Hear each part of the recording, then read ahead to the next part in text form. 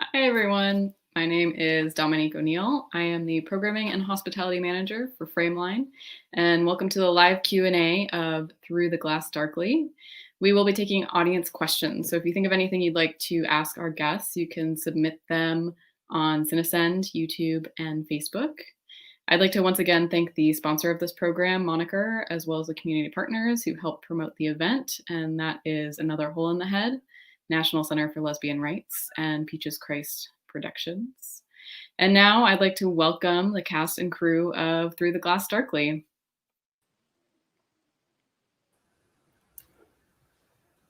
Hi. Hi. So we have Robyn Lively, actor in the film, Susan Graham. Oh yeah, if you want to introduce yourself. Oh, hi. I'm Robyn Lively. I played Charlie. Hi, I'm Susan. I am one of the producers of the film. I'm Lauren Fash. I directed. Hi, I'm Shanola Hampton. I'm one of the actors. Thank you so much for being here. Congratulations on a thrilling film, your world premiere.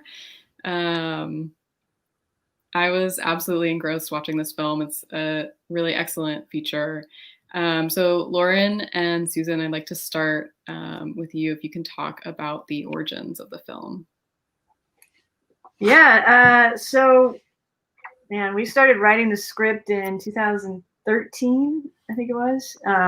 My grandmother was diagnosed with dementia, and we kind of started doing some research on that disease, and it was one of those things where I really didn't know that much about it when it first came about. So in doing the research, it was just kind of like blown away. I was blown away by just how terrifying the idea of kind of losing your mind. And I started reading about this thing called lucid mania, where the people with the disease start living in an alternate period of their life, and they really don't have any understanding of time, and the idea of like a loss of time and not really, understanding where you are in the kind of paradox of that. And so that's kind of where it started. There were 14 drafts of the script before we finally locked it. So it took a while.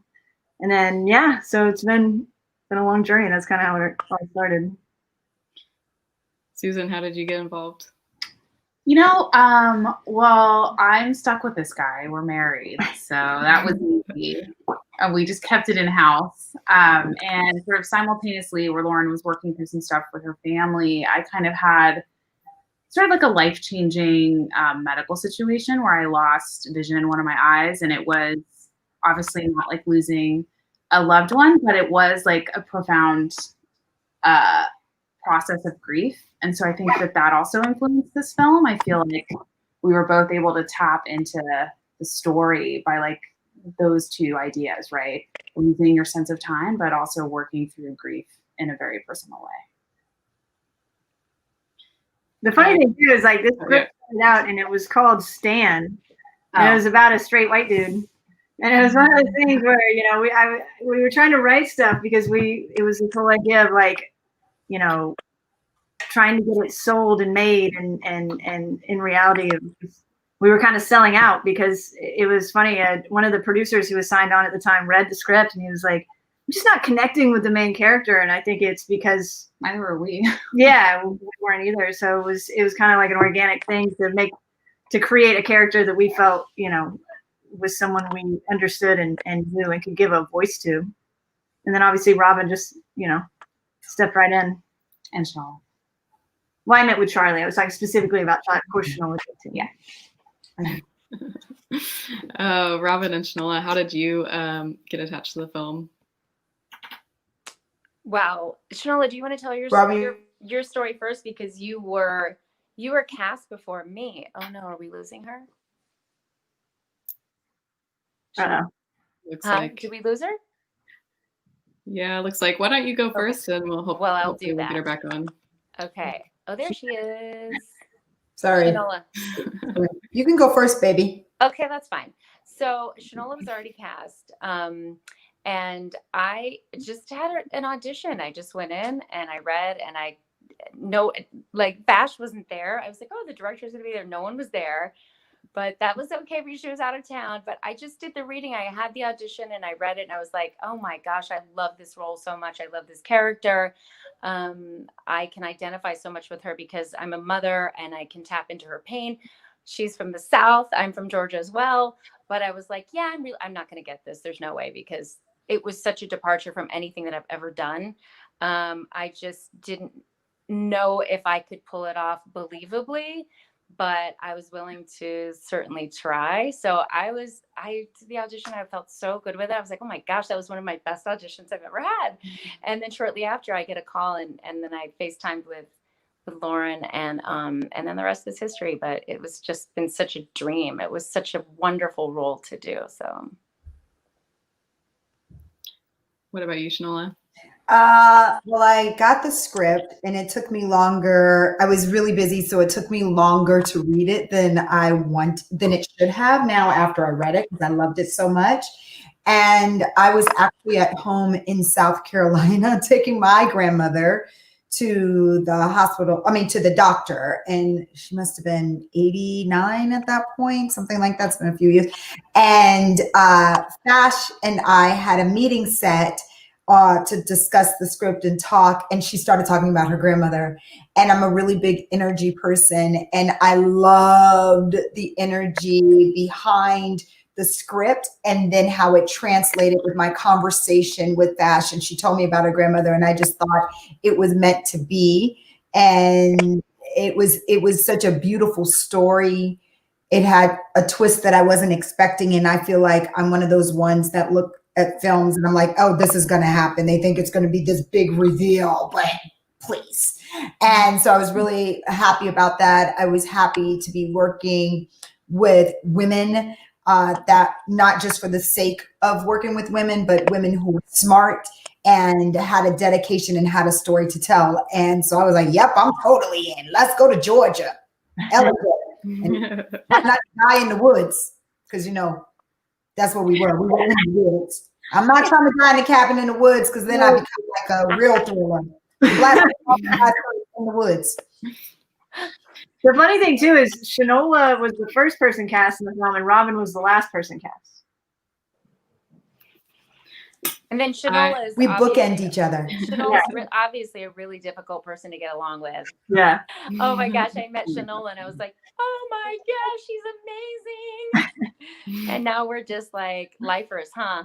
We are real lifers. Oh my gosh. It's very rare that you come into a project and you shoot a film and then you're like, okay, that was fun. We had such good time. See ya. No, let's do lunch. No, let's do lunch.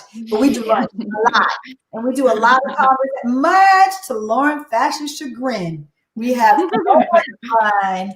But when you say action, we're on and popping. In between, we professional. Another movie behind the movie, because the foolery that we got into and we laughed so hard on this film, because you really have to, because it's a really hard story. Yeah. And looking at the transformation that Robyn Lively was able to make and bring this character to life, which is so against, like she said, anything she ever played. I was in awe of her. I was inspired by her, not only the human, but the actress. And she's now one of my very best. She's my sister for life, and we're Robyn forever. Yep. I have a good story about her tape that she was telling you about. Oh, it's a good story. So I wasn't out of town. I was in pre-production. I was already in the office in Atlanta. And essentially, I emailed the casting directors and I was like, please send me some tapes. Put somebody on tape for Charlie. And so they sent me 5, I think it was like 5 or 7 people. It was, just a handful of people. And they said, okay, here are your options. And it was like 10 p.m. I was in the production office in Atlanta, and everybody's just like losing their shit. Everybody's freaking out and going, whatever. And I'm sitting in front of the computer, and I click on it, and I click on Robyn, and it said scene 2, take 3. I'll never forget it. And I pulled it up, and it was literally like the second she started, I was like, what the fuck? And it was like I started just like zooming into the camera watching this performance, and I just was like, who the hell is this? And I turned to the producers and I was like, you guys, shut up. You have to watch the tape. And they came over and everybody watched it. And I looked up at them and they all just kind of like were dazed with like a tear in their eye. Yeah. And I was like, we found her. That's it. That's Charlie. And then I FaceTimed with her the next day. And you're not supposed to, you know, do this, but I called her back and I was like, please be in this film. I don't care what we have to do. Please play this role. And she was like, okay. So, and then I think you were on a plane like a week later or something, or? Sure, yeah, it definitely seemed like it. Yeah. But it was so great. You know, I was like, I feel like I should cut my hair. I was just like all in. I was all in. Did you cut your hair or was that a wig? Oh no, I cut it. You cut it. You did cut it. Yeah. Yeah, it was her idea. She called and she was like, you know, should I cut it? And I kind of went back and forth, but then I can't imagine you not. I know. That would be crazy. It's such a like perfect look for that character. I think so too. I can imagine having long hair. It just it wasn't right. Robyn, actually, do you want to go into a little bit about how you approached that role? Because it's so emotionally charged. I'd love to hear about how you came to it. It was the process was so quick. Like Fash was saying, I was on the plane so quickly. I was like, oh my gosh, I need more time. I felt panicked because we went into production so rapidly. We had a few rehearsals. I loved having rehearsals, by the way. That was so new for me. I don't normally in films, like I don't get that experience. So I so appreciated that they did this and we had the opportunity to rehearse and block and just get a better feel for the role and the chemistry and what was going to work and what wasn't going to work. And I actually, to be honest with you, I watched Monster because, her performance is so gripping and so beautiful and one of the most amazing performances I've ever seen. And what a transformative role that was for her.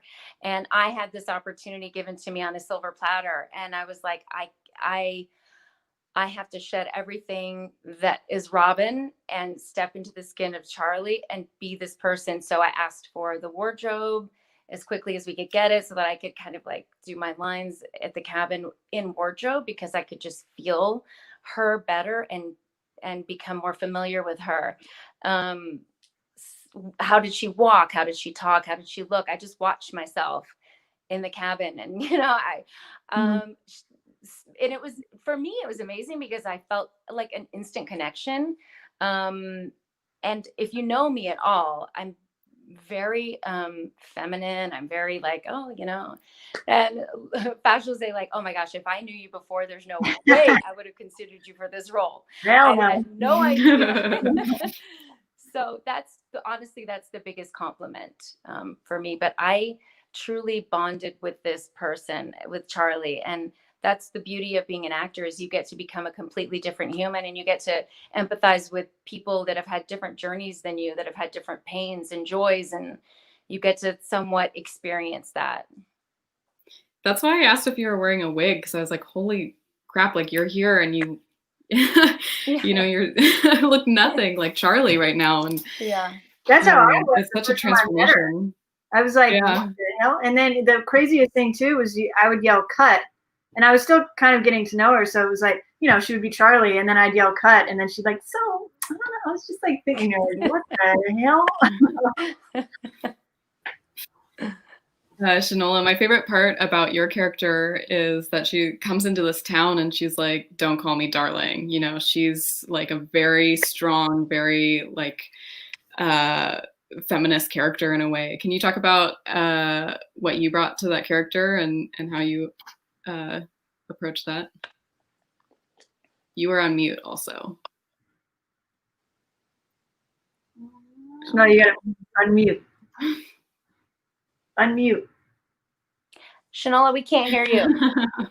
You type another chat. I was on mute. Sorry. Yeah. You said so many great things, I'm sure. You have no idea. I was so smart just now. I could not repeat that. I'm an actress. I can only repeat lines that are written for me. But I really loved that she says it like she means it. That's a lot like me.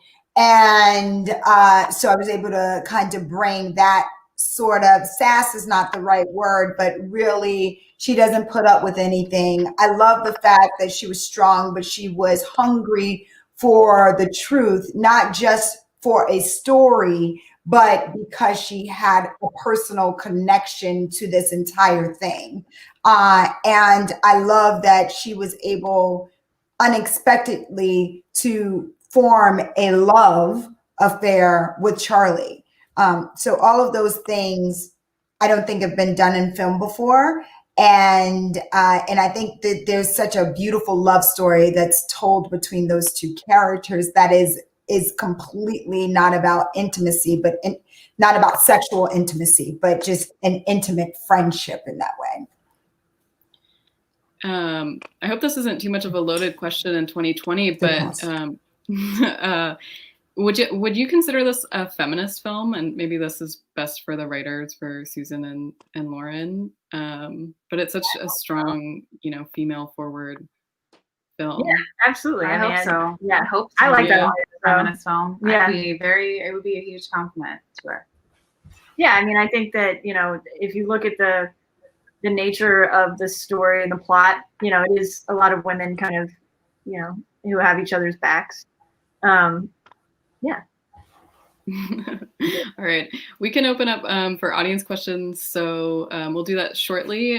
Just a reminder, you can send in your questions on Cinesend, on YouTube, and on Facebook.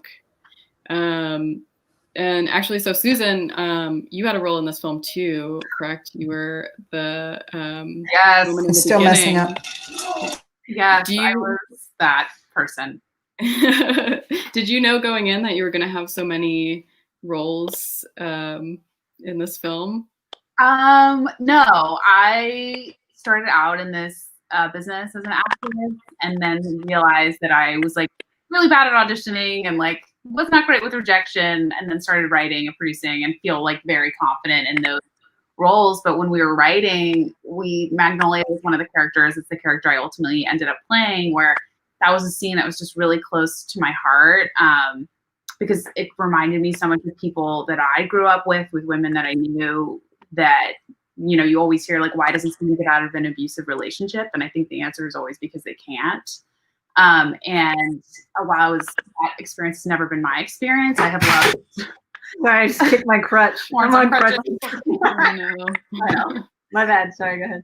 But then we kept going to cast, and we kept seeing people for this role, and this like part of me that was still an actress was like, I want it. Like I kept like, being like, I don't know, I don't think that person's right for it. Lauren was like, if you want to play the part, Susan, just tell me. And I was like, I think I want to. So luckily she didn't make me audition, and it was just close. I don't know what to my she's heart. talking about. She was like, I'm playing this role. And I was like, I did. I threw down. I was like, oh, I'm going with her. You have to let me. So she let me. All right. We got some audience questions, so I'll start off with this first one. What inspired the film title, and were you considering any others? It comes from the Bible quote. Well, I feel like I probably shouldn't say it. I don't want to give away. Is that giving shit away? Huh? I don't think so. It's from a Bible quote. And that would also, that's like the last name of the character too, right? Yeah, Charlie Glass. Yeah, Glass. Were you ever scared on the set? Any of you? Yes, because Robyn Lively thinks she can drive a truck and she cannot. In the dark, at a warehouse, I was scared for my life often, and I did not sign a paper that said I had to ride with Robyn Lively in the truck in the middle of the night with that truck. the truck is actually old. That was not a prop truck in that way. That was a real truck that could break down. So I was scared for my life often. Here she Often. goes. Go back and look at the footage. There's videos of me scared. I had it so under control. I was such a good driver. We're great. She was great. That was She not didn't an get enough easy credit. truck to She had drive. to learn Thank how to you. drive that. She deserves so much credit for that truck. I'm I'm serious. pretty sure she got like a certificate. So I'm in awe of you. Like I Thank literally you. was not driving. I had no appreciate idea. she that. wasn't on set that much, so she Oh didn't my really God, see. please. She didn't see. Please. I almost lost my life, but I give you credit for being able to do that to my kids. Thanks. Actually, speaking of that truck, so I think that's like a pretty iconic look in the film. Part of like this timeless look, like with the style of the film. So I'm curious, for Lauren, you know, a lot of the plot is plays with memory and nonlinear time. So can you talk about how like you achieve that with the look of the film? Yeah, it was. I'll never forget. It was during pre-production, so it was about a week before we started shooting, and I was sitting with my DP and my AD, and the two of them were screaming at each other about which time frame we were going to be shooting this one scene in, and it was one of those things where we had 3 different realities, and so we did try to differentiate each one, but we wanted to do it so that the second time you watch the film, you notice maybe more than you do the first, so it's more of like a subtle subconscious thing. But you know, it was kind of playing with certain lenses and even like certain filters in post to give, you know, kind of like the flashback its look, to give the present day its look, and then there's kind of like present day in Act 3. So it took a lot of coordination, specifically with art and camera, to understand which reality we were shooting in, and then try to kind of like, you know, stick to those rules that we created. Yeah. It was fun. Yeah. What was the reason for, like, was there for shooting in Georgia? I think that was just like a lovely backdrop, but can you talk about how you ended up there to shoot? Yeah, so I grew up in Georgia. I was born and raised in Atlanta, and Jasper I used to go to every summer. So I when we were writing the script, we knew that it was going to be an indie, and that we were going to have to shoot practically. So we went on location scouts as we were writing the script, as kind of like to get an idea of what we could really do to showcase the town and make it a character in itself, because I really wanted you to feel like that, you know, kind of lost in, you know, it could be anywhere USA, but specifically that small town feel. So it was just trying to take advantage of everything it had to offer. And I just had a lot of really fond childhood memories there. Specifically the lake. The lake was kind of what started it all. But like I said, 14 drafts later, it just went, you know, from one thing to the other. So we ended up going from Jasper and then expanding to LJ to kind of take advantage of their locations. Yeah, it's like the perfect spoopy backdrop. Yeah, it was the exact same as it did when I was a kid too, and that's what I remembered, was that feeling of it could be 1960, it could be 1990, it could be 2020. You know. Yeah. A lot is different. And Robyn, you said you're from Georgia. Is that accent like hidden within you, or did you work a bunch on that? 100%. When I was younger, wow, the videos that I've seen, and my accent is so bad. But because we moved a bad but good, a good bad. When we moved, I was like 7, so my accent just sort of naturally went away. But I could, oh man, when I'm around my family in Georgia, I just slip right back into it. Yeah, it's so wild how that happens. I know. Yeah. All right, so we have one question left, and that is, what is everyone working on next, and where's the film going? Do we want to start with Lauren? Yeah. Sure. The film. So we're looking to sell it now. So we wanted to premiere it, and it's going to be playing in several more festivals. But then we're gonna take it out, and hopefully, you know, you'll be seeing it on on the streamers or whatever deal. Whatever we can do these days. I don't think theaters are happening. So yeah, that's kind of the plan in terms of what's next. I have a quick thing to say. Do you know how sad I was that we didn't get to actually go to the Castro? I know. Because I am no stranger to the Castro with Teen Witch and Peaches Christ. Whoop, whoop. I love so much. But we were just so heartbroken. I'm so glad we were able to do this, you know, anyway. But oh, what a devastation. We just would have loved so much to have been there and just experienced it with everyone. Would have been such a dream. Yeah, let's do that. Let's make that happen. Let's do, for sure. That's such a sweet thing to say. I think this Frameline audience is so warm, and I really also wish we could have had a live audience for you so that you could experience what it's like for this film to be there. But yeah, well, thanks for joining us online at least. And I'll give Shanola one last chance to let us know if you're working on anything special or upcoming. Oh, she's always working, honey. I'm doing my final season of Shameless. I'm the lead in a new NBC pilot called Night School. I am directing an episode of Shameless this year, a couple of projects that I'm going to sell as a. Oh no. Oh We no. can't hear you, Shanola. Oh no.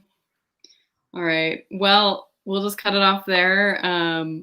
But also, yay to women directing. I love it. I love that she's doing that. She's Sorry. back. I'm yelling at my husband. I don't know why my internet's so bad. He does a live show all the time. I apologize. Thank you so much, though. All right. So thank you all so much for joining us. Congratulations on a world premiere here. Congratulations on the film. We're so excited to have it here. Thanks to Warren for making the Q&A accessible. Thanks to our Frameline viewers. Make sure to vote for the Audience Award and have a great night. Thank you. Thank you. Thank you.